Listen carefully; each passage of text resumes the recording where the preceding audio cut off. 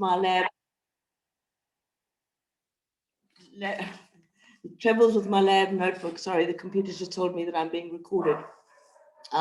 So that if you didn't hear it, Travels with my lab notebook, good read, and forgive my dogs in the background.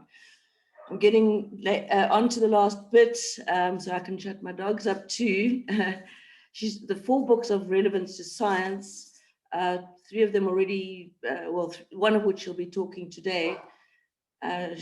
These books include Genes for Africa, Seeds for the Future, Food for Africa, and as I said, what she's talking about today, GM crops and the global divide. Thank you, Jennifer. Over to you. There you go, Jennifer. If you'd like to share your screen.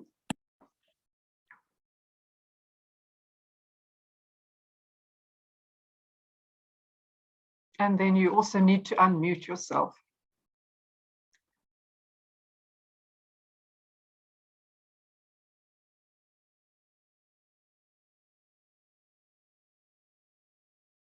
First, then I will share my screen, and it's on already. Let's see.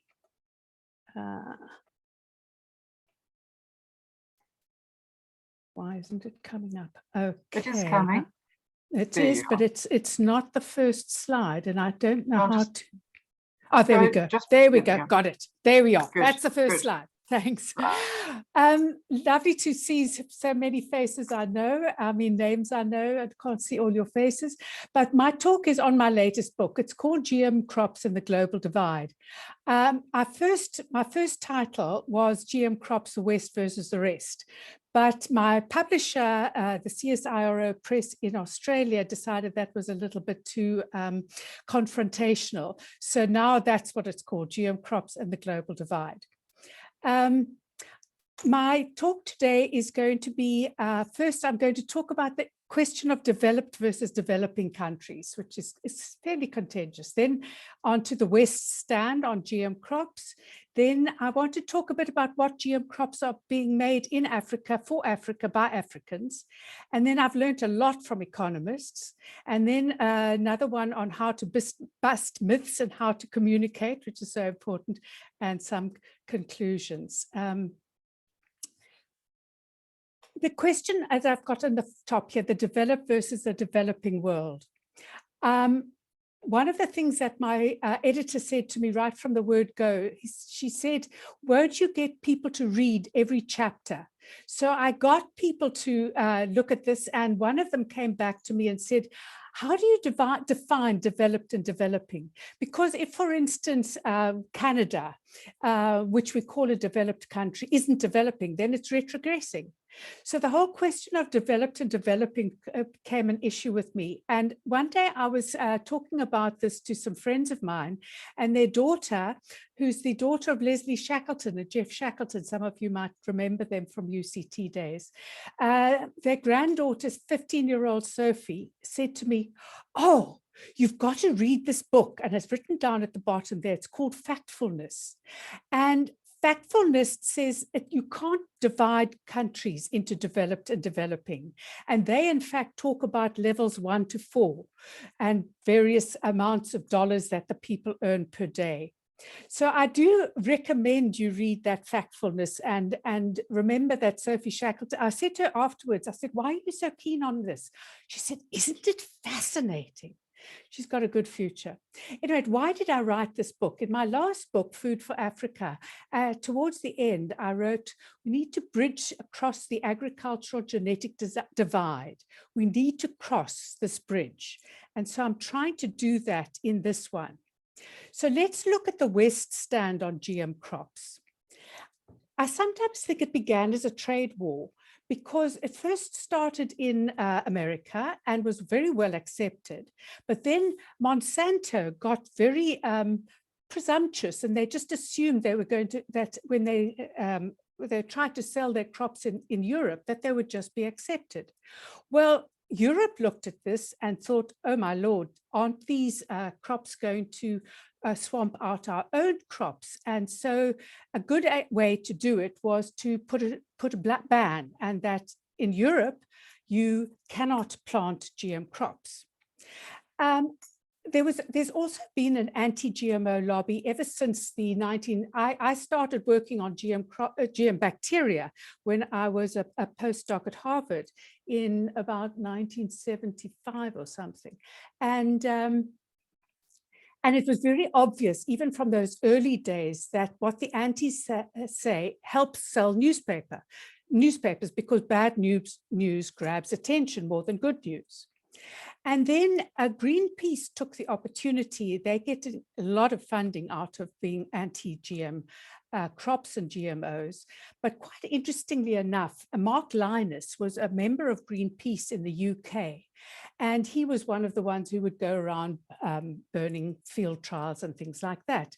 But he had a volte-face, as we say, and about turn. And he actually wrote a book not so recently called Seeds of Science. The subtitle is Why We Got It So Wrong on GMOs. What changed his mind, because he was a climate activist, and he used to get a lot of his information from the AAAS, the journal Science. And then one day he decided to look at what was happening in GM crops. And he suddenly realized that he'd got the science wrong. And that's why his subtitle is Why We Got It So Wrong on GMOs. I know Mark quite well now. And when I first met him and I said, you've made this complete 180-degree change. How does your family and friends feel? Well, he said, my best man doesn't talk to me and my wife's having trouble. But at any rate, what we both have found is that more knowledge does not necessarily lead to acceptance. And I'm going to talk about that when I come to communication. But I used to go in the early days of GM crops quite often to the European Union in Brussels. And some of them certainly did admit to me that their decisions were not based on science. They were based on politics and what the public would accept. So how has the EU influenced Africans on their acceptance of GM crops?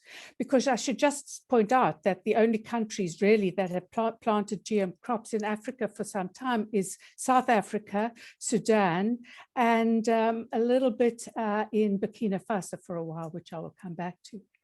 But the African leaders followed the EU very closely. And of course, in the EU, there's no acceptance. They don't follow the USA, which has accepted it. Why? Because they get most of their foreign aid from the EU. Their policymakers have closer ties to the EU than to USA. They often send their kids on to universities and things in the EU. And of course, all the agricultural exports, or pretty well all the agricultural exports from Africa go to the EU. The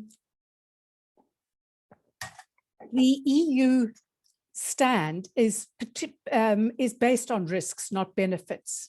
And of course, in many ways, that's easy to sell in the EU because the consumer is very far distant from the producer. Whereas in Africa, the farmers are often the consumers themselves. So whereas the first round of GM crops definitely are aiding the farmers, they're not so much aiding the consumers. In Africa, it's a different kettle of fish because of the close link between farmers and consumers. One important thing that happened in the EU was mad cow disease. Of course, it was important in its own right, but how did it affect GM crops? Well, before mad cow disease came about, everybody thought that viruses couldn't go from animals to humans. And of course, mad cow showed us that was the case, that they could. And whereas in the olden days, before mad cow, European farmers could feed their animals offal from the abattoirs. Of course, this came to a dead stop. And so they had to feed their animals with plant material. And so that would be soybean and maize. And most of it they imported from the USA, from Argentina and Brazil. And almost 100% of certainly Argentina and GM soybean is GM. So farmers were allowed to import GM crops to feed their animals, but they couldn't grow them themselves. So explain the science behind that. And if we look at the perspective of the developing world compared with the developed, in the developed world, they say we've got enough food. We don't need GM crops or food. And in any case, the world produces enough food to feed its entire population. Well, if you look at the developing world, we're just desperately short of food. We'll need anything that can increase food availability. And we don't have access to all this wonderful food due to poor physical infrastructure, lack of trains, lack of roads. There are things like wars, there are things like corruption. So it is a problem. One of my chapters in my book is countries that got it right and why. And one of the countries that did was South Africa. We've been planting commercially since about 2000. White maize is about 81% GM. Most of it is stacked with both BT, which gives you insect resistance. For those of you who don't know, the toxin that is put into plants to protect them from insect attack is from a Bacillus thuringiensis bacterium, which is a soil bacterium, which is ubiquitous in soil and is used by the organic farming movement as a means of insecticide. But in fact, most of the insects are boring insects. So you need to have the toxin produced inside the plant rather than on the outside, which is just about like shutting the stable door when the horse is bolted already. And then HT is herbicide tolerant. So yellow maize, 93%, and it's also the stacked, as is the white. Soybeans, about 90%, it's herbicide tolerant, and cotton, insect resistant, but cotton is a small crop in South Africa. A friend of mine, written at the bottom, Dr. Manus Gous from the University of Pretoria, wrote a very interesting article in World Development. And he interviewed a lot of the smallholder farmers in mainly KwaZulu-Natal, and they found that normally the farmers, and this is mainly the women farmers, spend about 275 hours per hectare weeding. And with GM maize, they save approximately 50% on manual labor.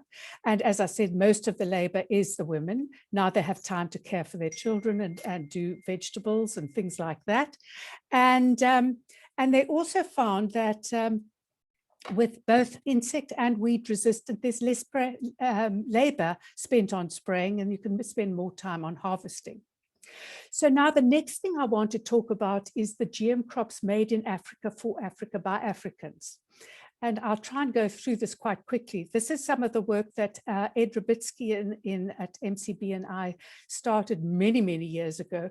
Maize streak virus is endemic in Africa and could cause a lot of loss, both to commercial and smallholder farmers.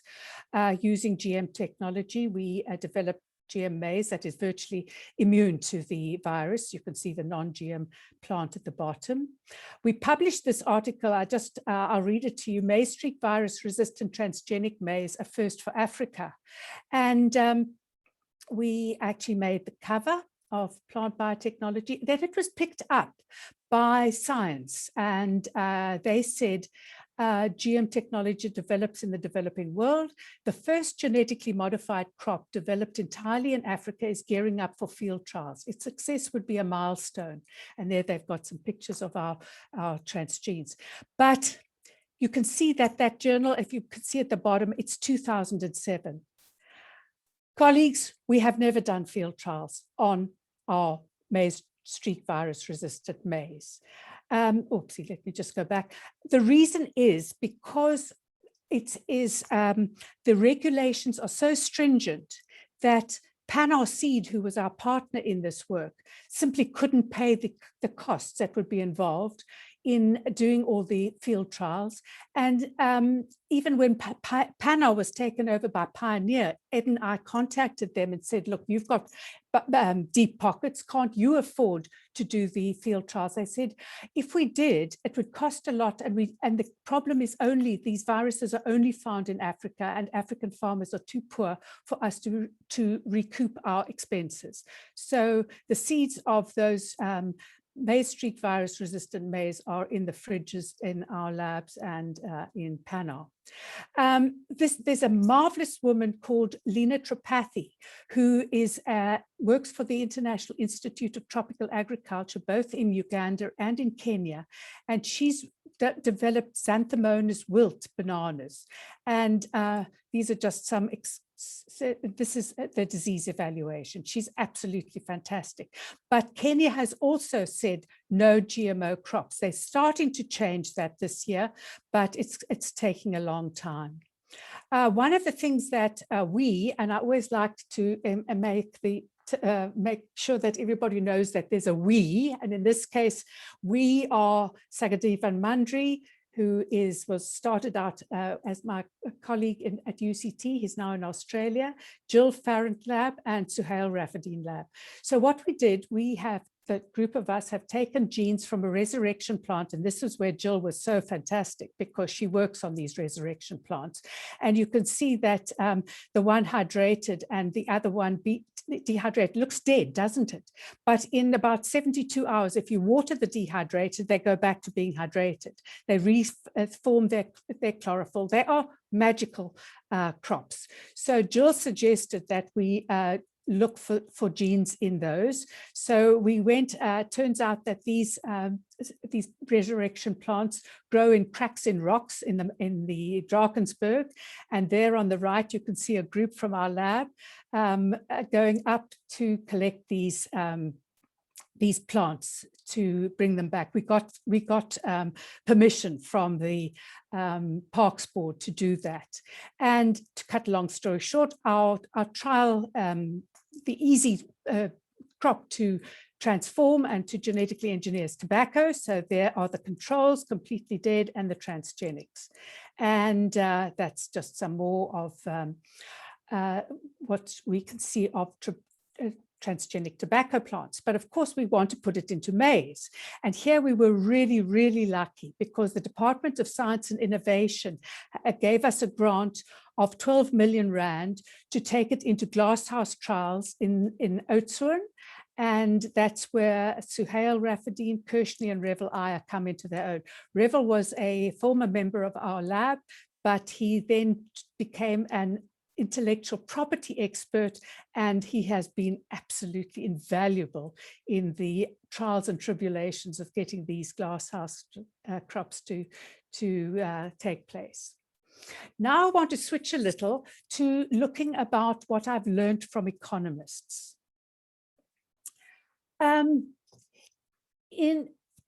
At the bottom, I've put here Brooks and Barfoot.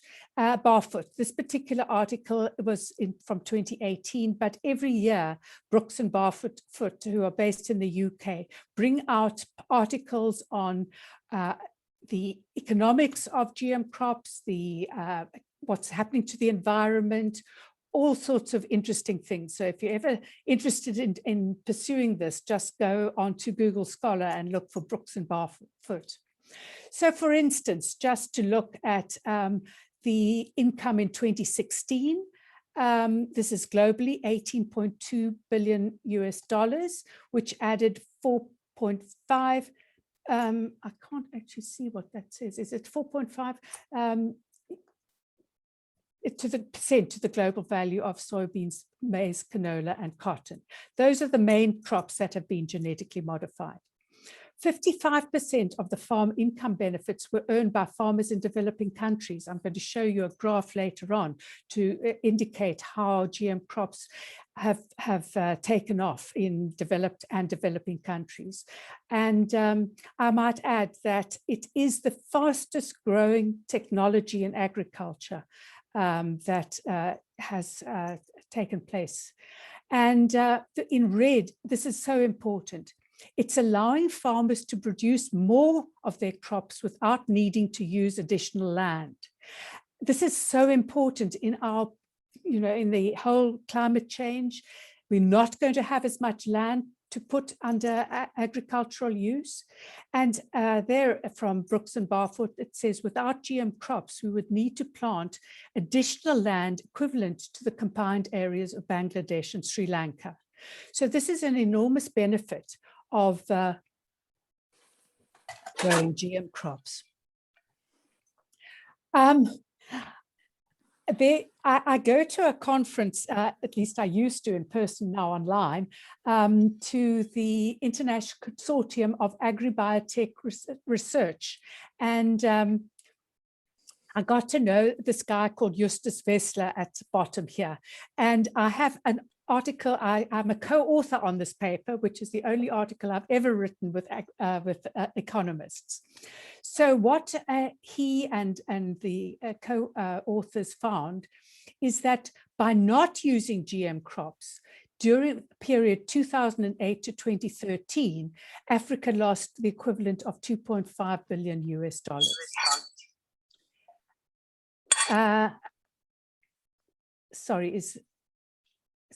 In Australia, 380 million from 2004 to 2014 for canola alone, and India for golden rice, which is vitamin A enriched rice, and because it's got a gene from a daffodil, it has a yellowy color. They have lost $200 million US per year. Now what's very important is how to bust myths and how to communicate, which is so important. This is a Greenpeace slide. When I was writing this book, I wanted to use this slide in my book. But when I contacted Greenpeace, they said, no, they no longer have this in their archive. So I guess with some reason, they have deleted this. I say here the danger of misinformation, but actually I should be calling it disinformation.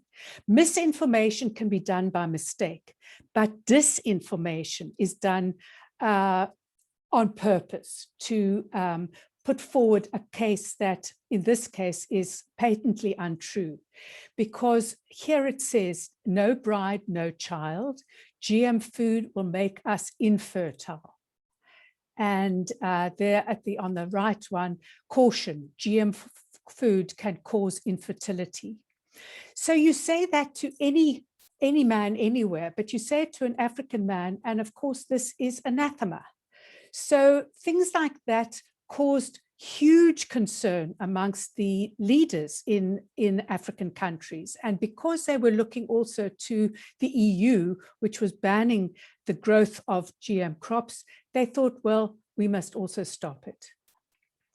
Now, I want to spend a little time on communication because this is so important. Right from the beginning, you have to get the trust. Get trust from your audience. You have to have the heads and the hearts. I think I told you earlier on that it's not just information. It's not just more learning that will change minds. You've got to obtain the trust. And in order to obtain the trust, you need to understand what does the audience fear. Because, for instance, some of your audience might say, this is not natural. Well, what about the food that has been developed through irradiation or chemical mutagenesis? There are thousands of crops on the market that have been developed through mutagenesis. Now that causes havoc with the chromosome, but what the developers will do is they'll look for the trait that they are interested in, and they will just breed until they get the trait as they think is as pure as possible. But we don't know what other changes have happened in the DNA. And these are not regulated at all, whereas GM crops are regulated to the nth degree.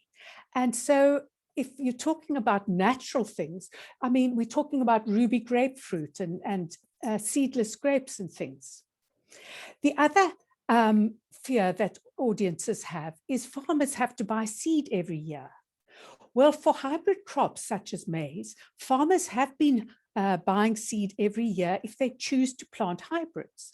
And I might tell you that when hybrids were introduced in about the 1930s, the response of the farmers was almost the same as the anti-GMO lobby now is. They said, we don't want to touch these hybrids. And then there was a drought. And they realized that hybrids could withstand the drought better than the original seeds. And so farmers have been choosing either to buy hybrids every year or to buy ones that are able to self-pollinate. And farmers are not stupid. They weigh up in their minds as to what is going to be best for them. And certainly in Africa, some farmers will not plant hybrids. Some will plant a mix. But if they buy hybrids, if they plant hybrids, they have to buy seed every year, because the way hybrids are developed is that there's an inbred line of the male and female that they know if they cross them, they're going to get the hybrid vigor. And of course, if you plant the seeds, there's genetic reassortment, all the genes get mixed up with each other and you lose that hybrid vigor. Then we get the fear of multinationals. Why is it only multinationals, Monsanto, or some people call it Monsanto, and the other Delta Pine and various other companies, Bayer? The reason is because the regulations are so expensive. As I said earlier on, our maize streak virus resistant maize seeds are not being commercialized because it's too expensive. And so in a way, this has been brought on by the anti-GMO lobby, because they have said to governments, it's so dangerous that you have to go through all these regulations. I totally agree that we need regulations, but we need sensible regulations that allows other organizations other than multinationals, like academics. Like we've got the grant from the Department of Science and Technology, and we are doing it with them in a partnership. But if it weren't for public-private partnerships, we wouldn't be able to do this. We'd be totally reliant on multinationals. Monocultures are definitely a bad thing. And this is, we see it, unfortunately, with farmers, particularly in America with monocultures. This is not a healthy thing to do. And I totally agree that monocultures are bad, and that,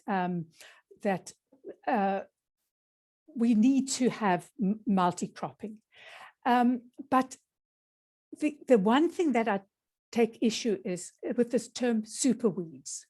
Superweeds are when farmers overuse the particular herbicide that their crop is resistant to. So for instance, the well-known one is Roundup, which is sold by Monsanto. So if they are planting maize that is resistant to Roundup, they can spray as much as they like. And of course, the more they spray, the more chance there is for the weeds to become resistant to herbicides. So we try and educate farmers that they actually cannot overuse a single herbicide, that this is going to result in weed resistance to the herbicide. It's the misuse of the technology. It's not the technology itself. But the term superweeds is totally misleading, because a superweed means that there isn't a herbicide that can kill it. And of course, there are other herbicides that can kill this. If you want to talk about superweeds, you must think first of a super antibiotic resistant TB, which we find in the Western Cape. Now, there is a danger, because doctors may have overused the antibiotics. So now we're getting multi-resistant TB. But in the case of herbicide resistant, there are other herbicides that one can use, but we don't want that to happen. It's bad misuse. Then, of course, there was the whole Seralini case about causing cancer. I'm not going to go into that because I don't have time. Then there is the question of farmer suicides in India. That also has been, if you read my book, you are going into it in details. And then finally, it's only for commercial farmers. And we certainly have seen that this is a technology that is useful for smallholder farmers. So at the bottom, I've written, good communication must address the fears. And I often come clean when I'm giving a talk to a skeptical audience.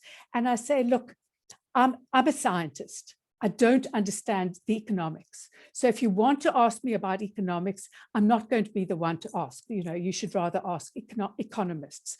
But I always try and put my cards on the table and say, this is what I know. This is what I actually don't know too much about. I promised you that I would show you a slide about how this technology has been taken up. This is way back, it's in 2017.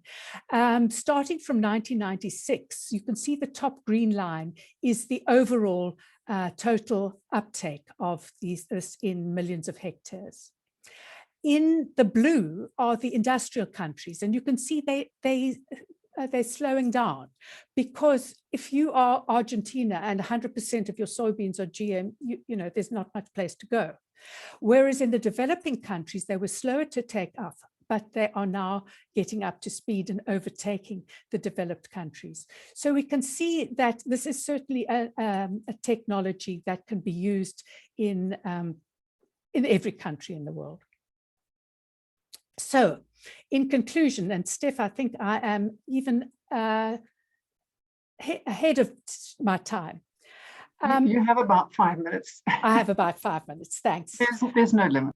There's no, okay. So I hope that you will agree with me that the benefits outweigh potential drawbacks. I've shown you what people are afraid of, that of superweeds and cancer and things like that.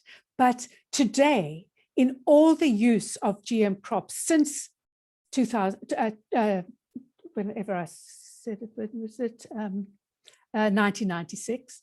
There hasn't been a single authenticated case by scientists of any damage to human or animals.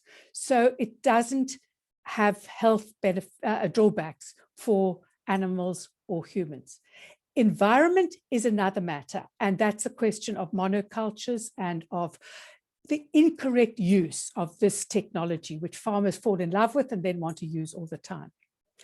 I have to tell you that success is not instantaneous. I was talking the other day to one of my hiking friends, and they have a maize farm up the West Coast, and it's irrigated. And she said for many years they didn't plant GM, and they were getting a yield of about 8, remember it's irrigated, 8 tons per hectare. Since they've been planting a GM maize, they are now getting, on a normal year, 16, sometimes 18 tons per hectare. But she says one of the most important things is they don't have the crop sprayers, the planes that fly over and spray insecticides. And she says that, and it of course causes the spread. I mean, you can't have, if you've got a plane flying over a crop sprayer, it's not going to limit its spray to your farm. What we need is government support for sensible regulations. So it's very important for having government put in place regulations, but let them be sensible. Let them not kill the technology. Let them give opportunities for people to research it and to give it out to farmers to try. And farmers, as I said, are savvy people. They're not going to plant something that doesn't make sense financially. What I have found with countries that have no commercial release is there's no incentive for doing research. So in the European countries, we're finding that there's very little research on GM crops because there's no possibility of seeing it coming out into fruition. So we need government support for research, but we have to, if there's no commercial release, you'll get no research. And I'm very happy to say that the South African Research Foundation, the National Research Foundation, and the Department of Science and Technology are very good in supporting research. And finally, what we need is public-private collaboration, similar to what we've got in our drought-tolerant grants between UCT and a seed company. I'll tell you a little secret, because the seed company we were working with, and we had all the intellectual property sorted out. Those of you who've worked with TIA, the Technology Innovation Agency, might know that you can sometimes tear your hair out. but we've managed to remain half-full. But then a little while ago, the seed company in Thomson was taken over by a multinational company based in France. So we've had to go through all these intellectual property negotiations with them. But it is the public-private collaborations that are going to see these crops come to fruition. We need government support. We need the academics. And it was not so long ago that I gave a talk on our drought-tolerant maize at a conference in Canada. And I'm sure some of you know about the UK Rothamsted Research Institute, and they had developed a GM plant that produces omega-3, which, as you know, is very important. And they could get no support from their government. And I'm pleased to tell you that they since contacted me and that say that the government are doing what our government is doing and giving support for public-private collaborations. So in conclusion, this was an article that was written years ago in the Sunday Times in their then called Lifestyle supplement. And there they took a picture of me and they call me the Millie Lady. And with that, I thank you for your attention.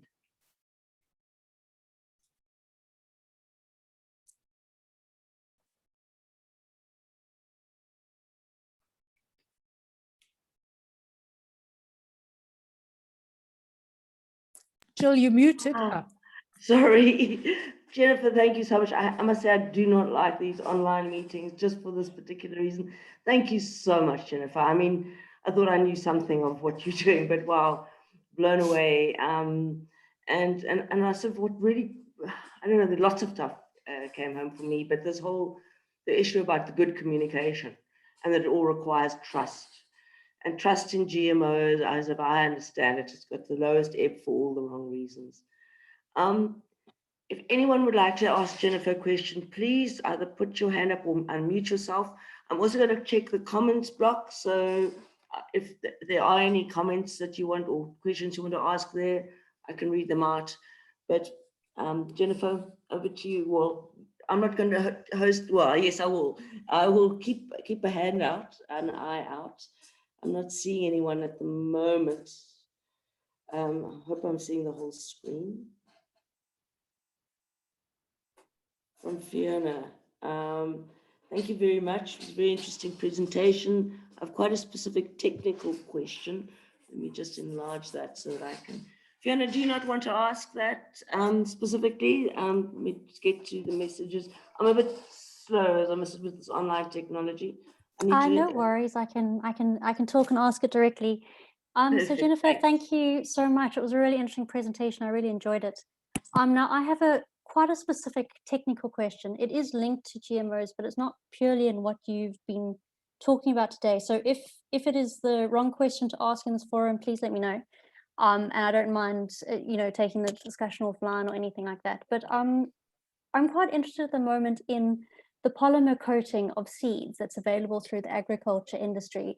And one thing I've battled to find is though it's very prevalent throughout the agriculture industry, it's quite hard to determine how much of the polymer coating is used within GMO seeds and how much is used with others. I was wondering if you have an idea of how prevalent is the polymer coating of the GMO seeds specifically, and more specific to that is when the polymer that they use is actually a plastic. Fiona, that's a wonderful question because I've never heard of that before. I've never heard of polymer coating of any seed, but I mean, I only work with GM seeds, so it's never come to my attention. I would certainly go into the to ask the producers specifically that. So thanks you, Fiona. I will endeavor to get in touch with you and tell you the answer. Thank you, please, that would be great. I know it's rising rapidly within sort of the American market and the European market and the Asian market as well. I haven't seen that much of the use of it within Africa itself, but if you could, that would be fantastic. Thank you. Thanks, Fiona. I've never thought of that. Prof. Cruz asking, Jennifer, she's asking, are you making any progress with getting the regulations for release relaxed? A very interesting question, Robin. The South African regulations are very clear when it comes to crops that have been very well tested abroad. So for instance, the herbicide tolerant crops that we're planting, the maize, the insect resistant, all of that, the questions in the regulations demand that they show them the data from the tests that have been done elsewhere. It's a completely different question though, when you're coming to something that we've produced ourselves. And I haven't got to that stage with our drought tolerant, but a few years ago, there was a consortium of I see Dave's got his hand up. Dave, you might know this even better than I do, because the CSIR applied for glasshouse trials for, I think it was canola, and it was refused because all they were trying to do is to see if these canola plants that were genetically modified, I can't actually remember the trait, could grow. And I got because I was on the regulatory panel, I got a response saying, no, you can't do these glasshouse trials. And the reason they gave, one of the reasons they gave, in the future, you might apply for field trials. And in the future, we might not give you permission to do field trials. And therefore, we're not giving you permission to do glasshouse trials. Dave, have I got it right? Can I come in here? Can you hear me? Please, Dave, yes. Yes, unfortunately, I haven't been involved in that for a while, so I actually don't know about that specific case. But I think that is a problem with capacity in terms of, implementing the regulations in the country. There is a problem with implementation, absolutely, yes. But to get back to Robin, because so few countries in Africa have been allowing GM crops to even be tested in their countries. That is slowly changing because, and the reason is to get back to crops that are produced in Africa by Africans for Africans. Because one thing that I'm involved with the African Agricultural Technology Foundation, which is based in Nairobi, and it permits royalty-free transfer of genes or technology to African farmers. And they have developed, for instance, insect-resistant cowpea. Now, there's no multinational in the world that is going to be interested in cowpea, but because the AATF is funded as an NGO, it can fund get government to fund. So that is being trialed in Nigeria. It's looking very good, and hopefully will be released commercially fairly soon. So we are getting things, but it does take research for African crops in order to make the farmers. You see, for instance, in Burkina Faso, that for a while was growing insect-resistant cotton. It was the farmers that said to the regulators, we want this and you better give it to us. But I think I've gone on enough about that. Thank you. I see Brenda or Mike. I don't know who of you will be answering. Thank you, Julia.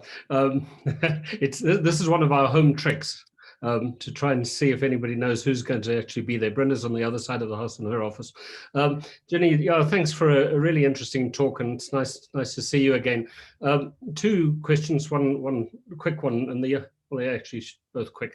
I remember years ago there was a court case linked to, was it UC Berkeley, where there was a suggestion of genes moving from GM crops to native grasses, if I remember correctly. And I think it was work that was done in Mexico. And I wonder whether anything more has been discovered in that space. Is there any evidence of engineered genes moving to native crops at all?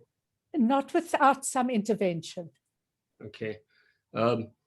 I mean, that's a sensitivity, and as you know, we work in the forestry environment, and that's the big sensitivity is movement of genes, and there are obviously issues. The other question was, I think I read in The Economist this week that Europe has relaxed or is relaxing or is changing its rules in terms of allowing the planting of GM crops. Do you know anything about that? No, not at all. I'd be most interested if that were the case, because, you know, there's this new technology which is called genome editing, which is a much more exact way of either introducing a mutation in a gene or introducing a few bases that will knock it out. So it's very quick, it's very cost effective, and for instance, Canada has said, because it's a mutation in many cases, and it could have been produced naturally, if there's a crop that could have been produced naturally, then it doesn't have to go through any regulation. But the EU, at the last that I heard, was treating genome edited crops as GMOs. So to my knowledge, this hasn't happened, but I will endeavor to see what might have happened. Might be coming there, yeah. Yeah. And I see Brenda's just asked a question, which I think you've just covered, Jennifer, in the chat. Rosemary. Hi, Jennifer. Thank you for a wonderful talk, and it's wonderful to hear a synopsis of all the wonderful things you guys have been doing. I just have a comment. It's lovely to see you. Yeah, we're still in Grahamstown and we don't have any water, but for the rest, we're doing really well.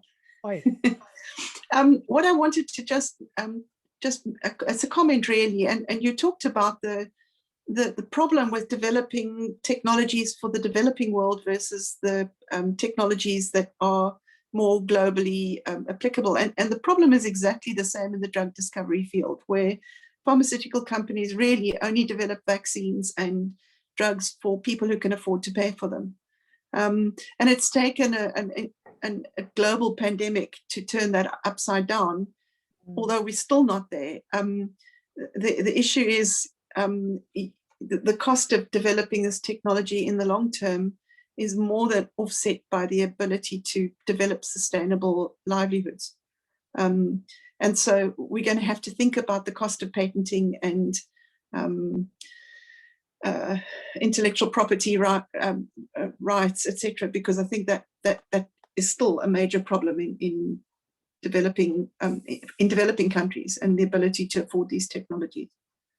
That is precisely why the African Agricultural Technology Foundation was formed. And I was the first chair of the board, and I'm still emeritus board member, and they are doing such fantastic work because you see in this case, a multinational who is going to send us a BT gene or a herbicide tolerant gene or something like that to put into cowpea could care less. But when we start getting into what could be useful in the developed and the developing world, then we're getting into this tricky situation. So you're absolutely right, Rosie. It is maybe we need something like the RSSAf for medical field. I think that's something to work for, yes. Jen, there are two questions in the chat from Eigel, I think, Gledhill, forgive me if I'm mispronouncing. In GMO plant production, is there also an increase in cellulose/plant material which can be used as a secondary product, such as heat or chemical generation? No, I think on the contrary, what they have done is decrease the lignin content of fodder grass so that it's more digestible to animals. So, but I've not got any knowledge of anything increased. Thanks. There we go. Hi. Would you like to say something? No, I think that does answer the question. It's unfortunate because many farmers certainly don't only sell the crop, but there's also a possibility of using the plant material for burning, for example, or creating heat or electricity. Yeah. So it is unfortunate for even the local farmers. Yeah, But thank you. that's a very interesting point. I will bear that in mind when I'm talking to producers. Thank you. And then another question from Dan Moody. Can we understand the suitability of GM seed in Africa without considering the social dynamics which accompany and are embedded in any tech adoption? Dan, what do you mean exactly? What social dynamics are you talking about? Hello, thanks. Hello, Dan. I guess I was just thinking that whenever some kind of new technology, in this case, let's say GM seeds, are introduced into a community or a society, I guess the social dynamics that exist within that society surely have a massive impact on whether whether GM crops are adopted or not. You know, I think there's case studies throughout the world which would which point just to that in terms of looking at successful adoption or rejection in many cases. I think Burkina Faso is a good example with BT cotton. Yes. Makatini Flats in KZN is probably a good example. So that's my question, yeah. Yes, and in fact, we had a very interesting example of this early on in the AATF because we got some, there's a terrible weed in East Africa called witchweed. I forget the scientific name for it, striga. And we got striga resistant maize, but what you had to do was we had to coat the seeds in this this herbicide, and the maize would be protected and the striga would die from that herbicide. And we used to have farmers' days and we'd explain to them. So they went away and did it. But in East Africa, they intercrop maize with things like beans, and they didn't wash their hands when they had finished planting their herbicide coated maize. So the beans died, and it was headlines in the Nairobi Nation, you know, biotech maize kills beans. And so we had to then we went to the churches and we put out little notices in all the indigenous languages. And we said, please wash your hands for the following reasons before or after you've planted these. So you're absolutely right. We have to take people into the farming community, into the technology. And that's where in South Africa, we've been very fortunate in having Africa Bio. Some of you who go back a while, one of my PhD students was Jocelyn Webster, and she started Africa Bio. And one of the things they did was to have farmers' days to explain to farmers what this technology was all about. And they even went beyond the borders. I remember going to one where there are people from Namibia over there and Mozambique. So yes, you're absolutely right, Dan. You've got to bring the community with you. Yes, and the best thing is to let farmers try it. So if the farmers don't like it, they won't plant it. If it doesn't make sense and the community doesn't like it, stuff it. You know, it must be acceptable to everybody. You're absolutely right.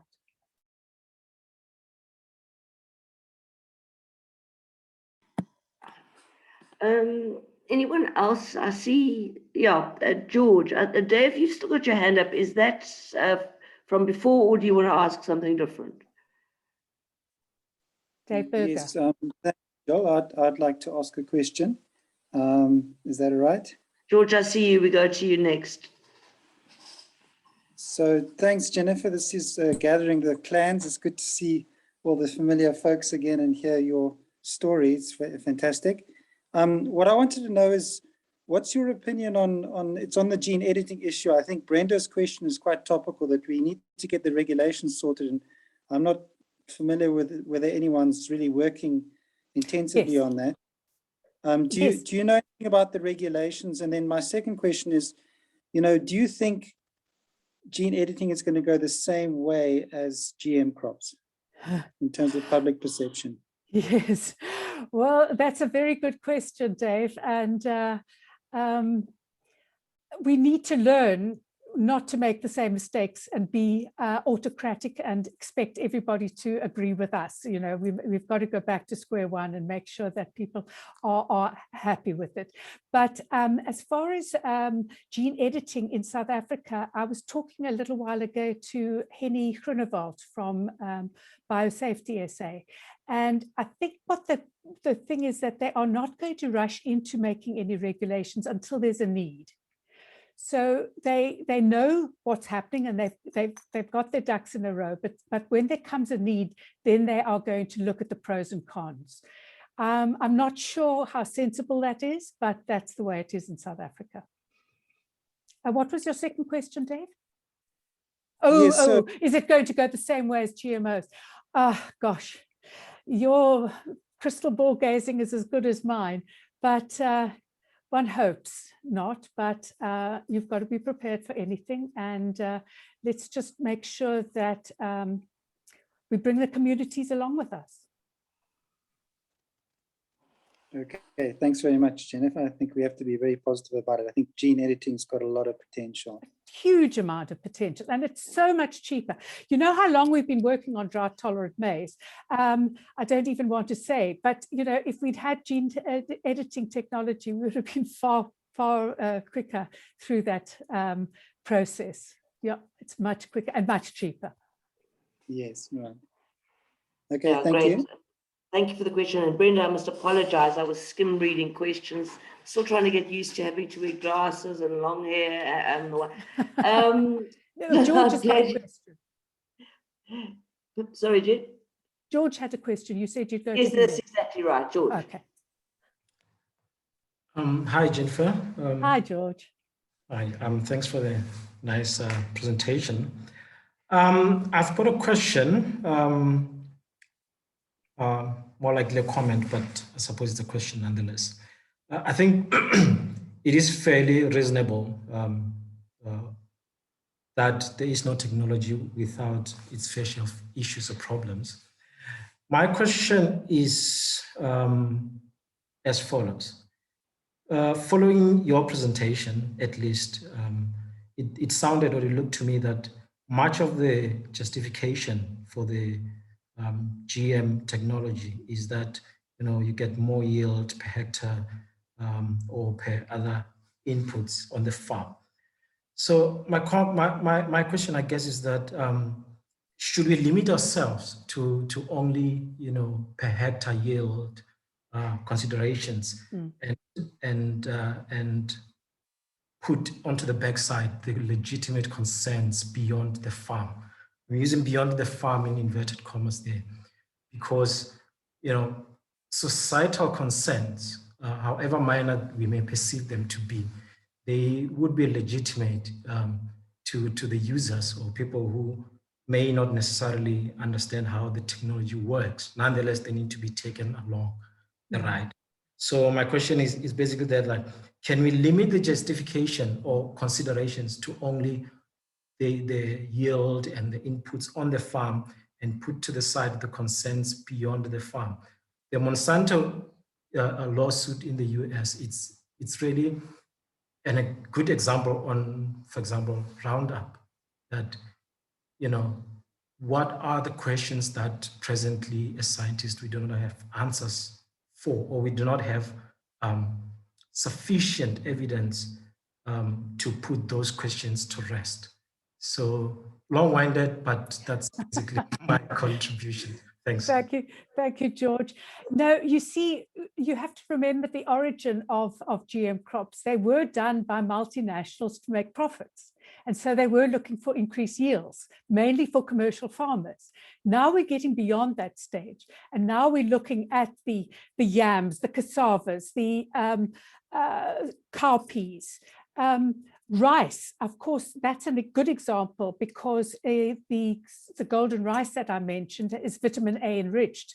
And rice, as eaten many times, 3 times a day in places like India, there is a vitamin A deficiency. And so the golden rice was developed. as a way, but it's struggling to get approval.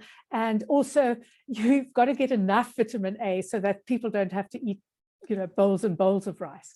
But it is getting to that stage where it should be manageable, but you know, people have to want to use it, and that's the bottom line. But you're absolutely right. That's why we need to have the crops that are important to our to local populations, and also traits like the omega-3 one that I mentioned that was being done in Rothamsted. We all need omega-3. And so you're absolutely right. And we must look at what traits are more important than to just the multinationals. Yeah. But you see, those will be developed mainly by academics who are interested in that. And we have to have private partners to help it to commercialization. And we have to have the government support that when it does become available, that farmers can actually use it. Okay, thanks, Jennifer. Thank you. And Jennifer, it was 21 years ago. If you'd started the normal, I mean, CRISPR, it was 21 years ago. You've got a better memory. Yes. A couple of questions in the chat. Eckhart Skuman, I've always understood that the problem with GM crops is that they leave the soil sterile because herbicides like Roundup do not affect the GM crop but destroy everything else, including bacteria. No. The herbicide is specific for that particular weed. Well, I mean, for weeds of that nature. They won't kill bacteria. And one of the advantages of, I've seen it on a friend's farm in the Free State, that, you know, before herbicide tolerant maize came about, farmers had to till the soil to let the weeds grow. And then when they'd grown, they had to kill them off with herbicides, many of which weren't biodegradable. So they had to wait until those herbicides dissipate before planting the maize, because otherwise they'd kill the maize with a residual herbicide. What happens, and they'd lose a lot of topsoil. What happens now is that you can plant the maize seeds even if the weeds are growing up, and then at a certain stage when you want to, the farmer can spray with the herbicide to which the maize is resistant. The maize continues to grow and the weeds just die down and they act as a bit more mulch. So they don't lose as much topsoil. In fact, it's called no-till or minimal till, which is the farmers in the Free State are saying is very valuable.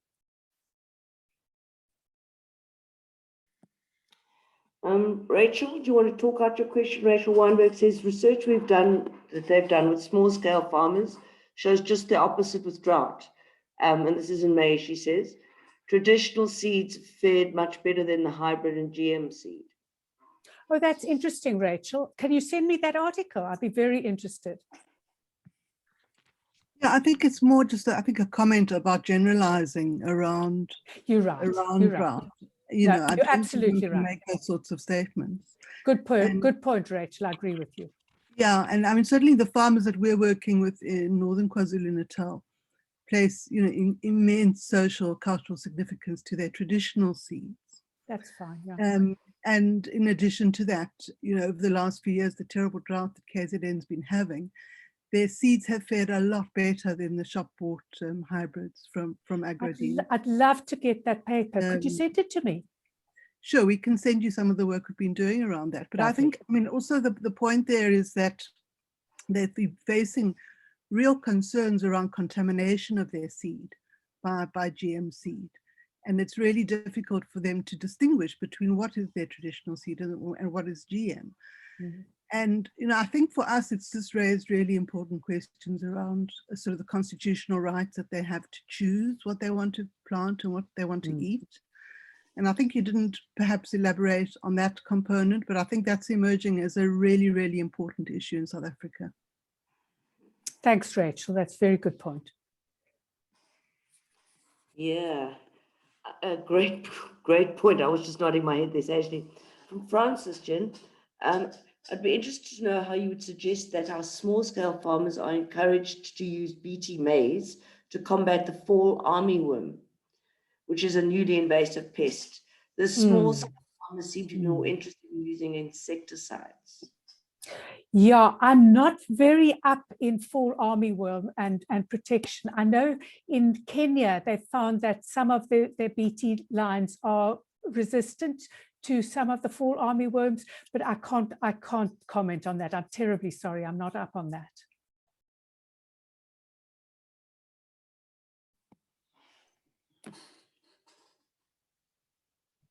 Anyone else? Jess Lavelle.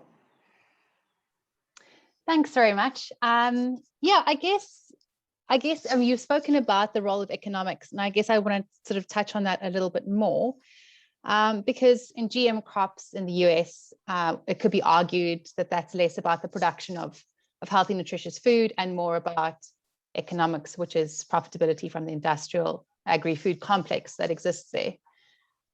Similarly, in South Africa, we have industrial agriculture, which largely centers on the production of GM maize crops. And I struggle to see how that the widespread adoption of GM crops would sort of disrupt this industrial agriculture that we have in South Africa, which challenges food sovereignty and challenges food justice in our country rather than supporting it. So I guess these questions around the economics of GM crops. And you've spoken about adoption by small-scale farmers, but in looking at the relationship, the socioeconomic relationship, I'm not really sure how that would work in practice. So I guess I just wanted to touch on that. Thanks. As I say, I don't know much about economics. Thanks for your point, Jess.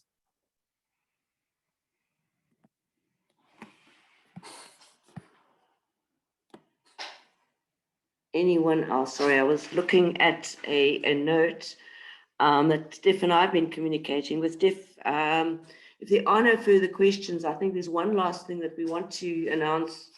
I do see one further question, but one further thing that either Steph and I would like to announce, probably myself, because I have the list of new members and welcome them, but I'll end up after perhaps we answer the question from Linda. Oh no, these are lots of just thank yous. Lots of thank yous, Jen. You're going to have to read your own. You're going to have to read all of those yourself. I'm going to leave it over to that. Thanks, Jill.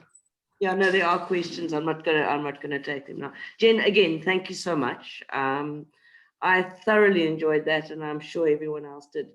So I need to go to the new members.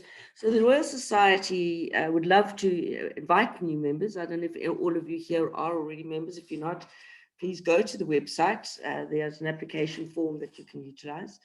And as Carolyn, who is our secretary, says to me, that I must let you know that the only requirement for membership is to be curious about the world of science, and of course to pay a small subscription fee that depends on whether you're a student or not.